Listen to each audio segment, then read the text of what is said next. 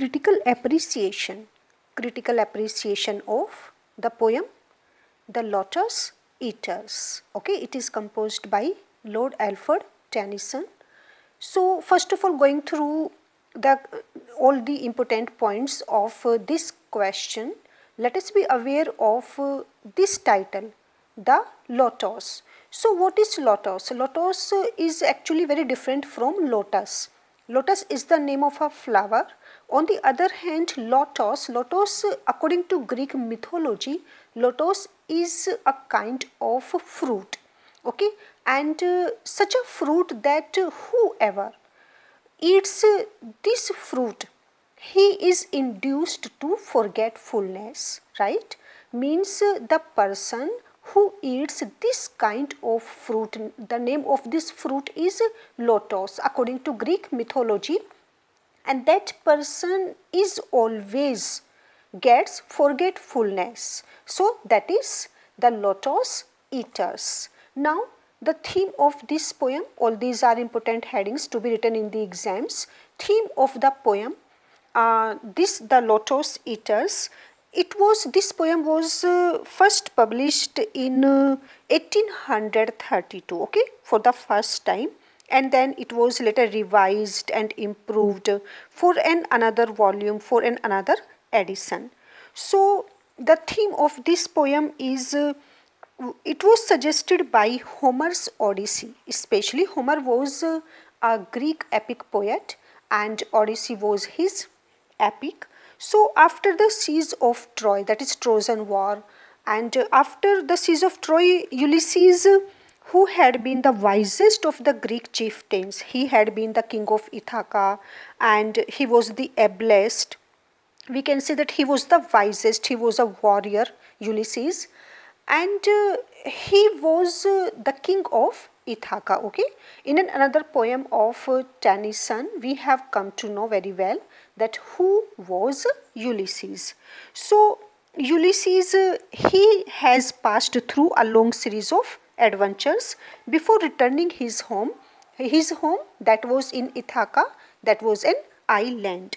So in the 9th book of the Odyssey, Homer's Odyssey, it is told how Ulysses and his followers, means the mariners or maybe sailors or his friends and all of his followers, they landed in a place that was on the African coast, where the inhabitants or the natives, they gave them the fruit of the lotus. Okay, means Ulysses and his followers were given this kind of fruit to be eaten. Now whoever, whether it was Ulysses or their followers, whoever tasted that fruit, they forgot everything. They forgot their homes and now they only wanted to remain where they were. So that is the main theme of this poem, The Lotus Eaters, based on Homer's Odyssey. Now the atmosphere of the Lotos land is it is very beautiful atmosphere that has been created by Tennyson. When this poem opens, we find that this poem opens with 5 Spenserian stanzas, and there is also a description or an account of the scenery, atmosphere of the Lotos land. And in that land it is always afternoon. Okay, just keep this point, that is very very important. Keep this point in your mind, that the atmosphere of that Lotos land is always the atmosphere is of afternoon.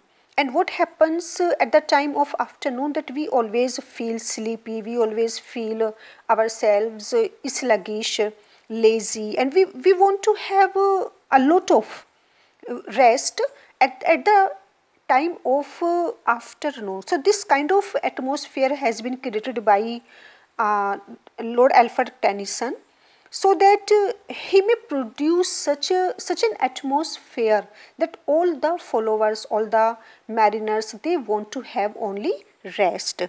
So this is the main quality, that in that kind of island it is always afternoon and a time when people feel drowsy and they are always desirous to have sleep. So the lotus eaters come to the sailors of the Ulysses, and they give them lotus fruit and flowers, and whoever, okay, that kind of atmosphere has been presented here, and whosoever eats them at once feels sleepy, drowsy, or inactive or sluggish. Now, throughout the poem, we get one of the most beautiful word pictures in this poem, as the sailors, as if they are exhausted, they are tired, and they sit on the sand. The sea, the oar, and the wandering form, they all seem very tired, very weary, and they all decide that they now don't want to go here and there. They don't want to wander. They will no longer roam, but they will lie only there, dreaming of child, of wife and slave. So this poem, The Lotus Eater, is a fine example of interior landscape painting, that such an atmosphere has been presented by Tennyson. Then the third point can be taken, life of escapism. Life of escapism, the sailors, they sing together, and in their song they give arguments in favor of rest, that they always speak only in favor of that they must not do any work. So that such a tendency, such a thinking can be called that they are being escapist. So because they are speaking in favor of a life of rest, a life of inaction, inactivity, and there is also, this is such an island that there is a very sweet music. So this is why that they would never leave such pleasant surroundings, because they are very happy there and they want to give up now each and everything. And in nature now they like to have rest, and they find that when they go through the nature, they look at the different kinds of object of nature, they think why this kind of escapism come, because in nature they find that all things have rest. The leaf, the flower, the fruit, they all grow and they die at one place, right? So this is why that they think that all the objects of nature, they never move or roam or wander. So why should they wander? Why should they wander here and there? So this is why that they all decide not to wander anymore. And beside this, they also feel that human life is very short, and it is no good to face the stormy ocean or fight with evil. So it is far more sweet to lie there and listening to the sweet music or gentle music of the island. Then during their long absence, now actually this poem is presenting the mentality, the mental condition of all those warriors, that what is going on with them when they are very far from their house, from their relatives, from their family. So what kind of effect maybe on their mentality, that has been presented by Tennyson. And during their long absence from home, things must have changed there. So this is their thinking, that now their sons must have taken their place, and they have assumed even their power, their authority, and if they go back, okay, their return would only spoil their delight, their happiness, and no one of them will like their return. So this kind of thinking they have. Now they started to have after eating the fruit of lotus. So they would receive only a cold welcome if they go back to their homes. Even if there is some confusion also trouble in their homeland, and in spite of having that, they cannot do anything because they will feel themselves helpless to take any action against the troubles, problems, or confusion that maybe that was going on in their houses. So and the another reason is also that they are aware of their weakness, physically weakness, that they have grown old and they have become very weak physically. So Tennyson uses one line here that therefore let what is broken so remain.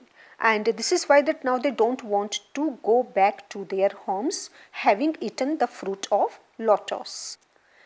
Even even their ideas, their philosophy is also changed about God, and what they think, what Tennyson writes in this poem. In the end of the poem, we come to know that the sailors, they also give the example of the gods, and they also, because they have spoken in favor of a life of rest, life of peacefulness, and they say, giving the arguments that God also likes, also loves the life of rest, and the gods in their heaven, they have to do no work, means they are completely enjoying the free life. So why should human beings, or why should man do any work? So God also lie reclined on the hills, and they regard that God is not interested in the sorrows, in the struggles, in the problems of human beings, but gods are careless, completely careless of mankind. When we find such a philosophy related to God, we at once recall Thomas Hardy, because Thomas Hardy also regarded that God is not interested in the problems or in the sorrows of human beings, and he always enjoy their tears or their cry. And what the sailors say, that God always drink their nectar, and they never have any sympathy for the difficulties of human beings in their hearts, and instead of sympathizing with men, they smile at their sufferings, and they always prefer to enjoy the sweet music of his prayer, okay, of the prayer of human beings. And the prayer of human beings are completely meaningless or useless to God. So this kind of idea is presented by Tennyson in this poem, and that has been given just like an example by the sailors having eaten the fruit lotos.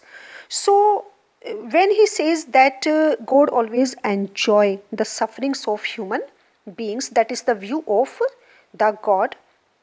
And they this is why that the sailor now decided that they will not work anymore, they will not now struggle anymore, or they will be just behave, they will work just like God, means doing nothing only, they will enjoy their lives, and they will also enjoy the sweet music of that place like gods. So this is why that now the sailors, they will not wander any more. Okay. Next heading may be artistic excellence of the poem. So the Lotus Eaters, this poem represents Tennyson as an artist at his best, and it gives a very beautiful, very vivid, accurate pen picture also. And we find that Tennyson's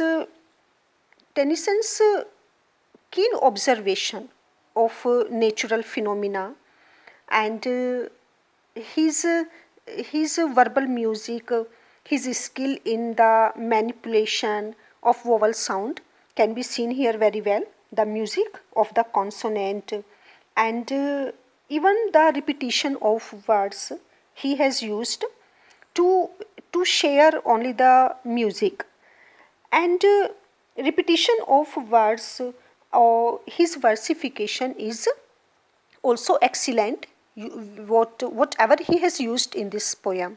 So this is why that all these different kinds of features make Tennyson as an artist, the best artist we can say.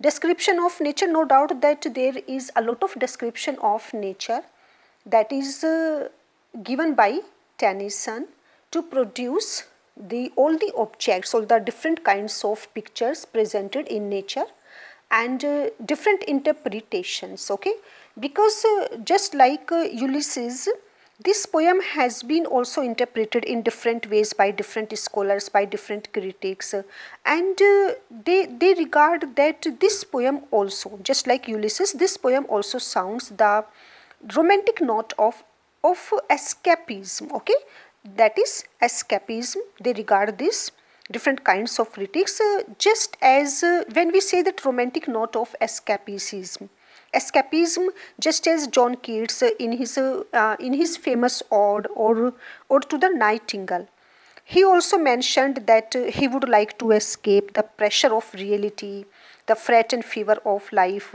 by taking wine.